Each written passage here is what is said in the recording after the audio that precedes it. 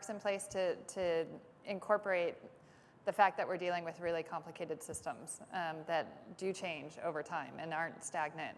And particularly when you start to look at the complexities of how one action in the agriculture sector can affect energy because of water use or vice versa.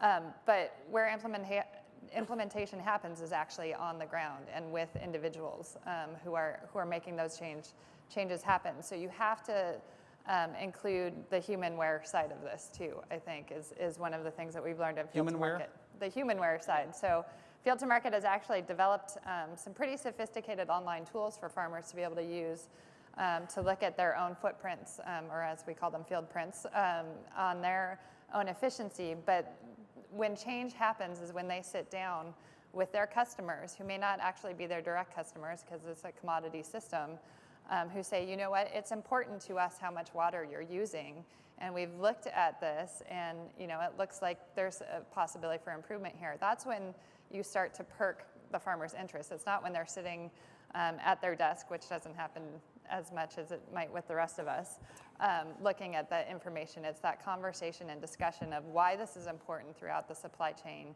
even if the connections are not as direct as they might be in some other places, where you start to see the collaboration really taking off and change really starting to happen. And so having the companies really understand, what challenges the farmers are facing in these implementation too has been really important and was really a 5-year process to really understand that. When you talk about farmers, we often get the American Gothic pitchfork kind of picture. Right. Are these big corporations? Are these, 1,000-acre? Are these mom and pop? What are we talking about here? And where do you see, I'm sure it's a number of those. And is there a difference in attitudes at any one of those scales? Yeah, I mean, it actually also gets to what Ashley was saying about the increasing urbanization, and what makes this complicated is less than 2% of the population in the U.S. grows most of our food today. And that's changing at some levels at the small scale. So you see increasing growth at the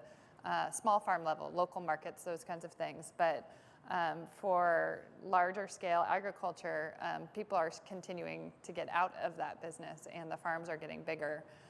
They are family corporations for the most part, but it's not the big agribusiness companies who are doing the farming. It's still a family who is operating the farm. They, for tax reasons, have to have corporations to be able to run their businesses. But they're operating at increasingly large scales in some cases. And there's efficiency that can come with that, but there's also a lack of connection, I think, that the average consumer feels to that system as a result, which is one of the things as a society we wrestle with as we look at these systems.